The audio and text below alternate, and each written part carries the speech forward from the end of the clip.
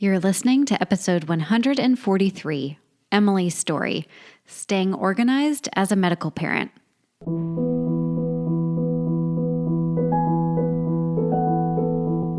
Hello, my friends. I'm so happy that you're here today.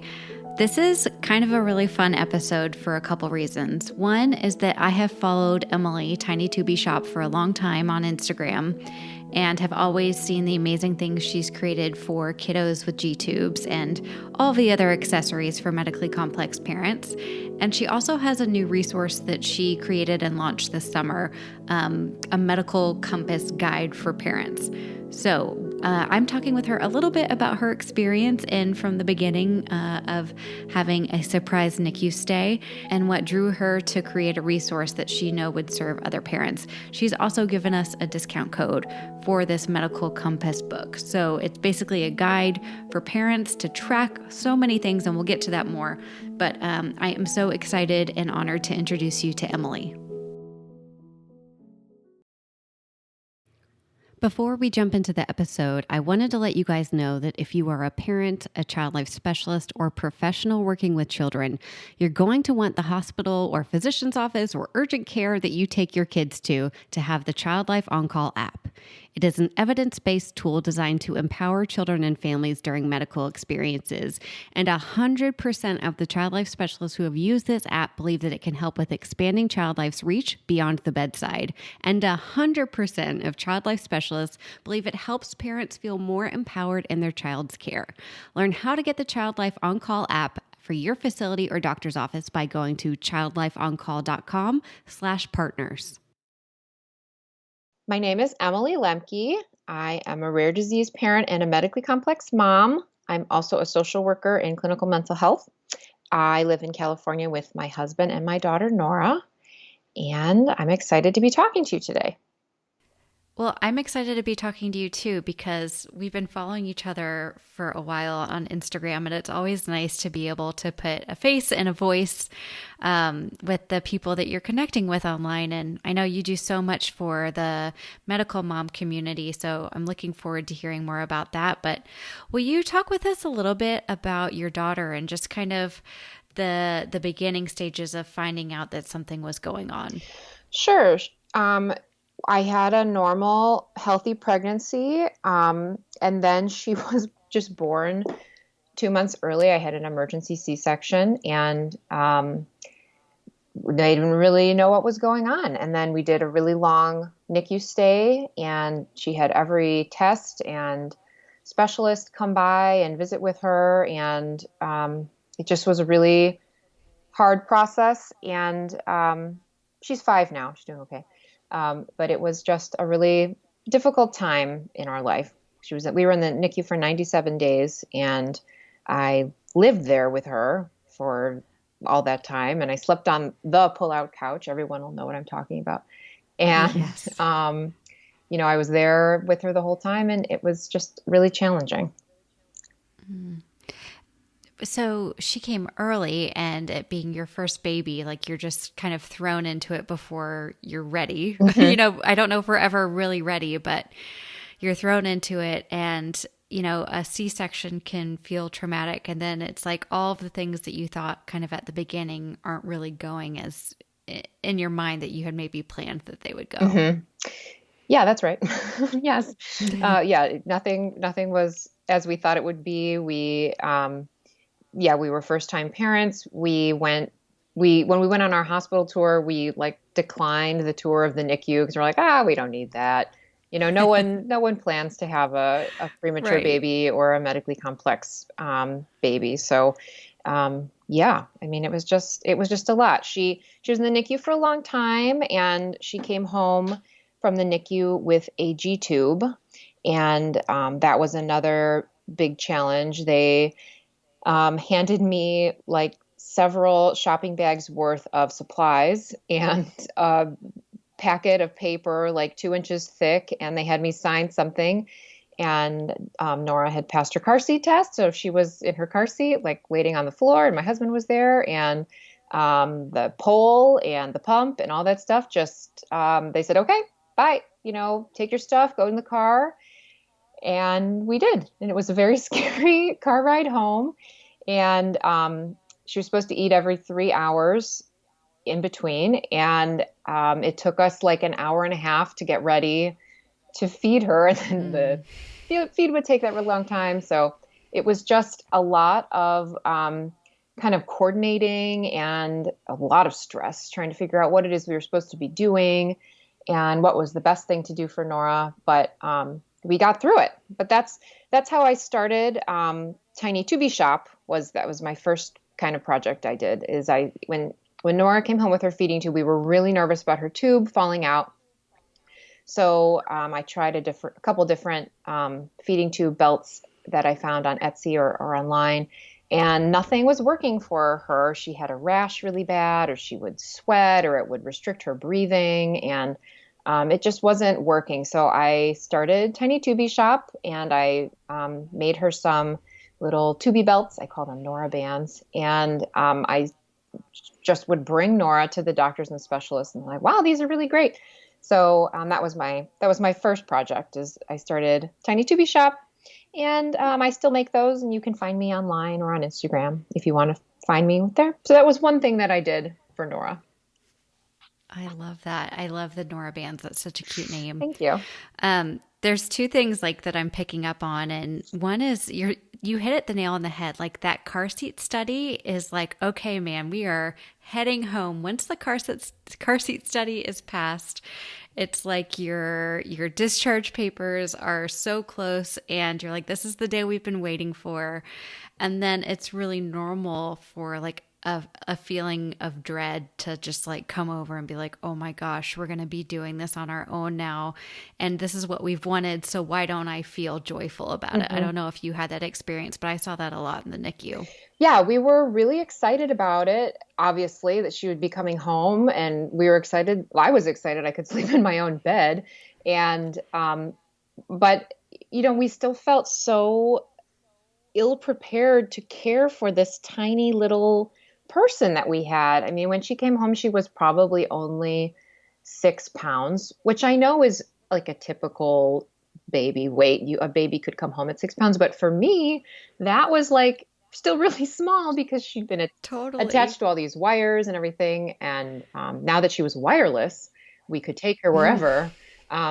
But yeah, it was just really overwhelming and really scary to bring home this tiny little person who had been under constant care and constant watch by all of these professionals for her entire life.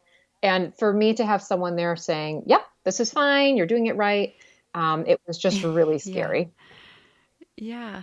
I'm wondering too, I know you started Tiny Tubi Shop and you have this background of being a clinical social worker. And so something tells me you're a problem solver. Have you done like when you've had in your past life, pre-Nora, um, Yeah, it really is pre Nora. it, The the pre-Nora and the post-Nora, Yeah. right? Did you have you found has this been a pattern for you that like you see a hole and you start to fill it, or was Nora really like the oh my gosh, there is a big hole, I need to figure out how to fill this? I have always been a solutions focused type of person. If there is a system that isn't working correctly, I will try to just solve it.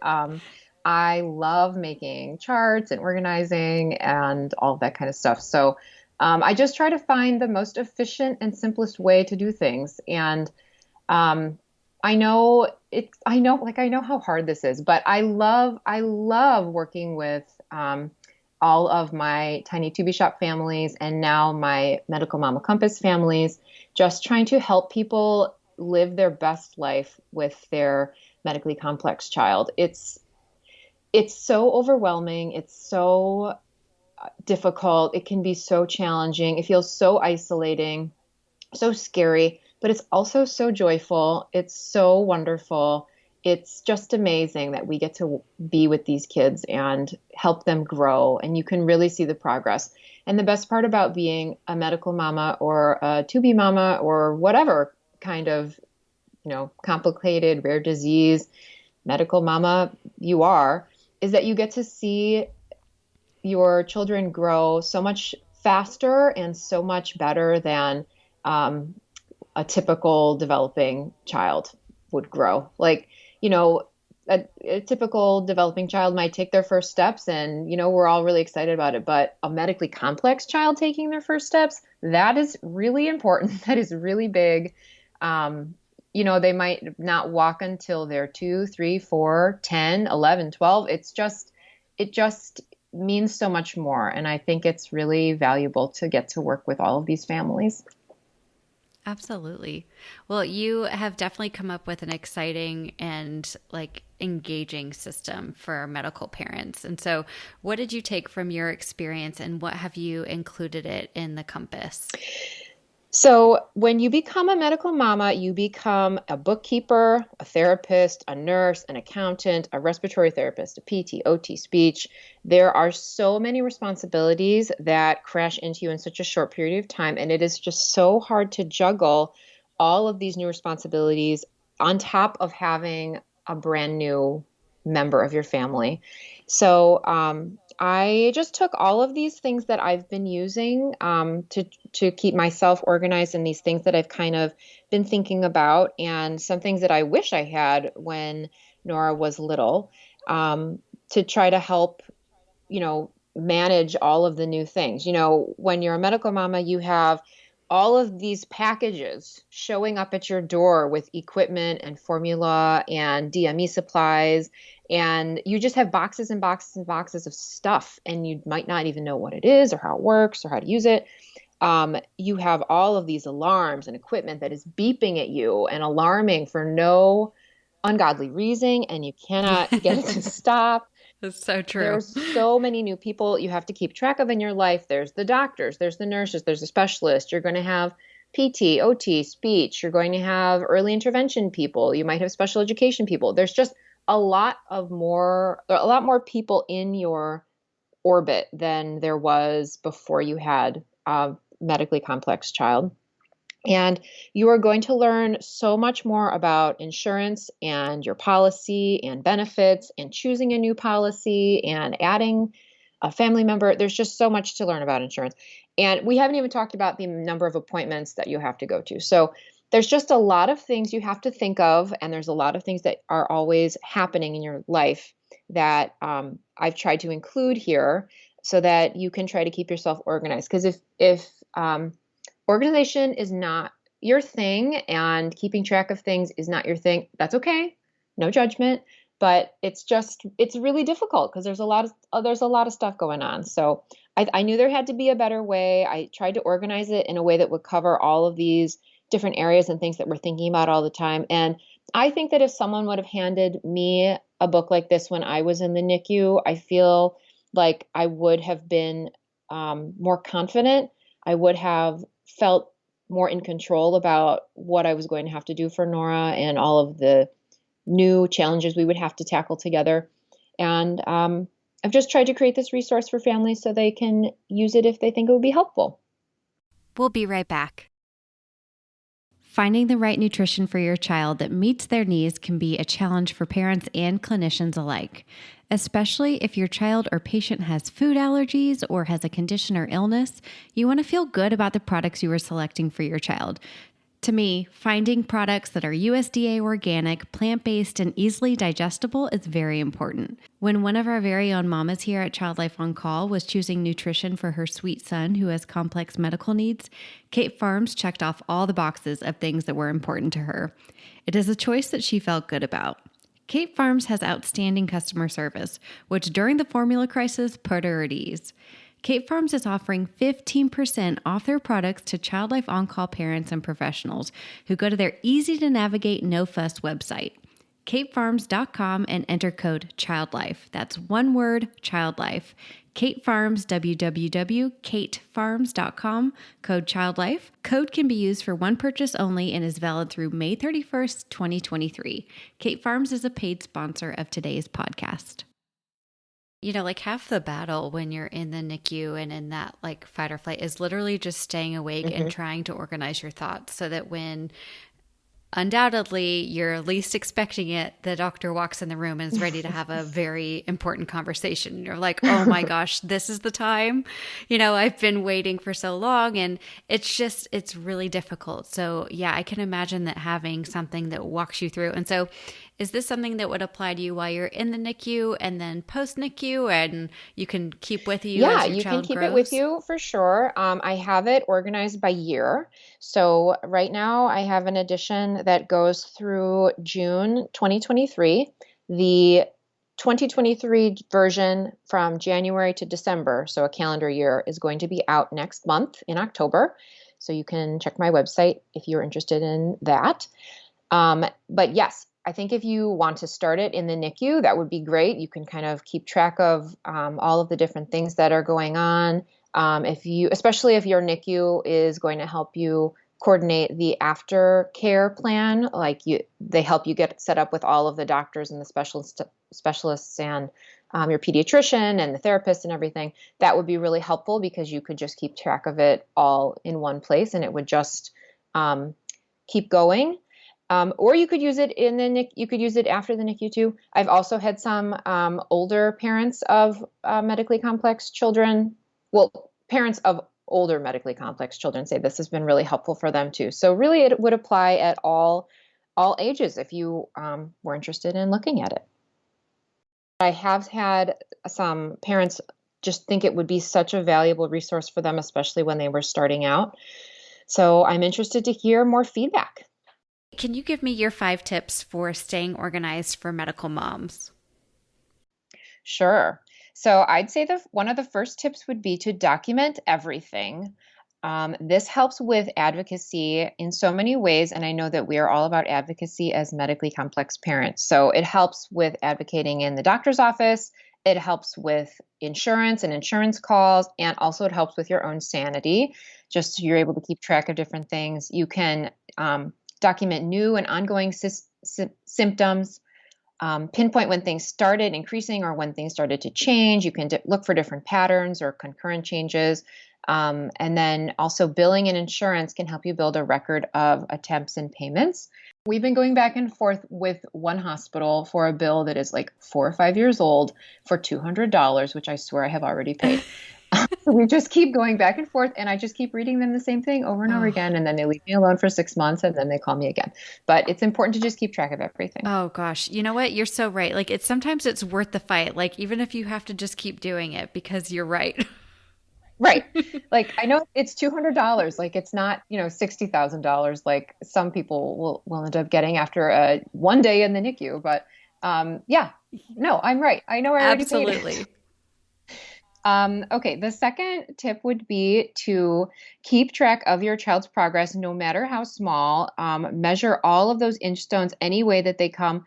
When Nora was in the NICU, I had a running list of things in my phone, just in the Notes app, and it's titled Positive Nora Things. And I tried to look at it every day and add to it.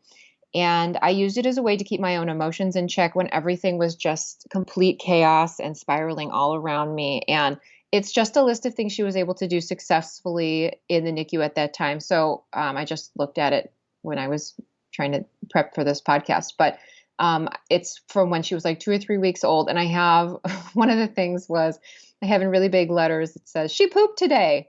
So you know what? It can be I anything. love it. It can be anything. We love a poop Yeah. when it's intended and we need it Right. for sure. Right. So I was really excited about that apparently, but it just helps to keep all of those inch stones in check because as medical parents, we don't know how often those inch stones are going to come. So you have to savor each one.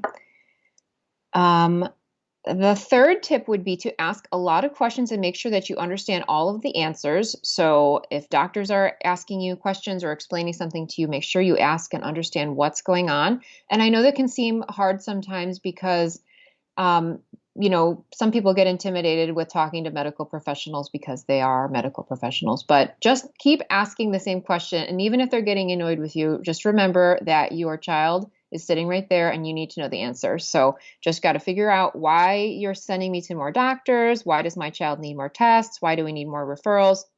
Why do I have to go see this specialist versus this other specialist? especially when it comes to procedures or outcomes or healing time or recovery time or restrictions. Just make sure you're asking all of these questions so that you can figure out what would be the best course of action for your child. Like, why are they happening? How is this all connected? What's the big picture? And how can this help my child? The fourth one would be to try to keep a big picture view as much as possible. I have in the Compass, I have some monthly trackers, which I think are really great to kind of keep a big picture view because you can see the whole year on one page. So, you can't expect for things to work overnight. So try to look at how the weeks and the months all work together. But the trackers really help with finding new symptoms or different changes in your child's health, different medications that you've tried, different interventions, different specialists, all that kind of stuff. So you can see all the changes in real time over the course of the year and just trying to keep that big picture view. And I know it is so hard to keep a big picture view when you're in the minutia of your medically complex child, like dealing with the day-to-day, but that's one thing. And then the last thing would be to take care of yourself as a medical mama. Medically complex and rare parenting is a marathon. It is not a sprint. When Nora was born and she was in the NICU and seeing every specialist under the sun, I did not know how to take care of myself. And I felt like I was in a prolonged crisis the entire time. And I was a therapist myself. So I should have been really great at coping skills and keeping myself sane and working through different problems and being able to calm myself. But I found out I did not. So I was spiraling while I was there. It was really hard. But as the days went by, she got better. I felt better about myself. But I think that it's important for everyone to try to build up some coping skills and relaxation skills ahead of time. And this might not be a popular opinion, but I think all pregnant people should try to envision themselves having an emergency delivery, having to be in the NICU for a prolonged period of time, and just picturing your worst case scenario. Anyone can become disabled at any time, and it can be really challenging if you're not prepared for it emotionally. We had no reason to think anything would be different or challenging with Nora. I had a fairly normal pregnancy up until 20 weeks or so. So I just think it's important for people to try to take care of yourself and find those coping skills that'll work for you when you're going to be at your worst. I also have in the Compass, I have a few different things focused just on medical mama health. So I have a spot for you to check off the medicine, like a spot for mamas to check off their medications for the day or their vitamins for the day, because that's an important way, an important and easy way that you could take care of yourself. I also have space to measure stress and energy levels for each day. You can use it to track your water intake or exercise or whatever you'd like. And then there's also space for you to do goals and how to nurture yourself over the course of the week so that you can take care of yourself and be the best mom you can. I'd really try to focus on taking care of yourself so you can take care of your family. Because I know us moms, there's dads too, but us moms are the backbone of the family. And if we fall apart, then there's not going to be anyone there to take care of the kids. So those are my 5 tips. I love that. Yeah, I think that self-care one is so important. And the vitamin one is easy, especially when it tastes good and you get a gummy vitamin and then you just really get to enjoy it. I'm sure they don't work as well, but it's the only way that I'll remember to take my vitamins. But right. Thank you so much for speaking from your own experience too. And I think, like we say, I loved your tip about envisioning yourself in the NICU, whether or not it's an unpopular opinion. I think it can be helpful because you can kind of go through your game plan. I always say you can't cope with something if you don't know what's going to happen. And so when on just my personal example in child life, when we throw kids into a procedure without telling them how they're going to get through it, how can we expect them to get through it? So, I'm all about that whole preparation, and that vision piece is really important. So thank you for bringing that up. We'll be right back.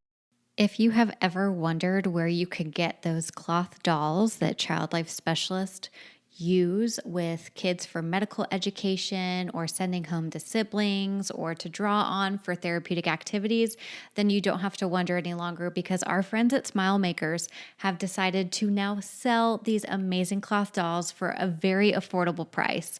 I know that when I was in the hospital, I would have to rely on a volunteer network to then give us the dolls, which was really nice, but I had to wait a lot of times. Like I would need a doll now and I wasn't able to get it. So this is a great place to be able to go get your procedure dolls at smilemakers.com. And y'all, they have 3 different skin tones for these cloth procedure dolls. In addition, you can actually buy a procedure doll prep bundle that comes with fabric markers. This is a fabulous way to do your medical teaching, to help siblings feel involved, to get kids creative, to do a lot of teaching about different diagnoses. And so go to smilemakers.com so you can get your cloth dolls as soon as possible before they run out. And when you go to that checkout to get your cloth dolls, also type in OnCall20 and you will get 20% off your entire order. So not just the cloth dolls. So if you get a bundle for Child Life Specialists, if you get a piece of furniture, if you get one of their really cool toys and prizes, or you order a large sticker order from them, OnCall20 gets you 20% off your whole order. That's smilemakers.com, code OnCall20 to get 20% off. I always love asking the question to, the pre-Nora and the post-Nora, if you could describe, something that she has taught you about yourself, maybe something that you didn't know, what she's taught you through this experience of becoming her mom, what would that be? I would say Nora has taught me that I could do anything. I have learned so much from Nora, and because of Nora, I taught myself to sew. I figured out this business. I've just figured out so many things because of Nora, and I wouldn't have done any of this. If I had a typical baby, I wouldn't have learned any of this stuff. I would still be a social worker and she would be in daycare all the time, and I wouldn't have these opportunities to watch her grow the way she has. I wouldn't be there for her taking her first steps when she's much older than she should, or learning to talk much older than she should, is what's usually expected. I've just learned so much from her because she's made me learn things about myself that I didn't even know I had in there, like this kind of crafty side and this sewing side of myself, or this entrepreneurial side. Yeah. I didn't even know that was in there. So I'm just really grateful for her for teaching me that. I know, it's amazing. It's like as exhausted as we can feel as parents, and then even more so when you're a medical parent. It's like you still have this internal energy, this flame that your child has given you that's hard, and it keeps you going and it keeps you learning. And it's pretty incredible that you can be the most tired you've ever been in addition to the most motivated you've ever been. Mm-hmm. Well, if people want to follow along with you, learn how to get one of these medical compass books, what's the best way for them to do it? Listeners can find Tiny Tubi Shop on Etsy, Instagram, and Facebook. I make everything from non-slip Tubi belts in all sizes, infant to adult. I've had a lot of adult clients lately. To emergency Tubi repair pouches, medical mama stickers, keychains, swaddles. I do custom orders and more. You can find me on Etsy, Instagram, and Facebook.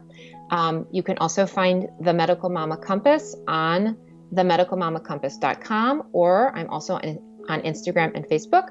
And then I'd also like to offer your listeners 15% off the Medical Mama Compass with the code CLOC15 at themedicalmamacompass.com. And then lastly, if you are a hospital or a NICU or a medically complex doctor's office or specialist office or a foundation or something like that, anyone who'd like to learn more about how the compass can help you and your families, you can get in touch with me, and I would love to partner with you. I do bulk pricing tiers for orders of 10 books or more. So if that's something you wanted to include in a giveaway bag or a care package for NICU families, I would love to partner with you. And I hope to be in touch. Happy to help. Thank you so much for being here. I'm so grateful to learn more about you and Nora and all that you've created. And it's amazing to be giving back. When you yourself wish you would have had something, I think that's what's most meaningful, is that it would have helped you, and now you get to watch it help other families. So thank you so much. Thanks for having me. Yes, of course.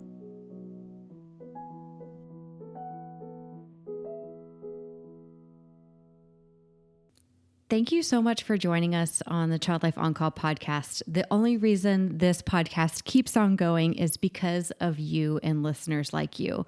So please join in on the conversation with us on Instagram, Facebook. I'm even on TikTok now, y'all, making a fool of myself. I haven't danced yet, but maybe it's coming.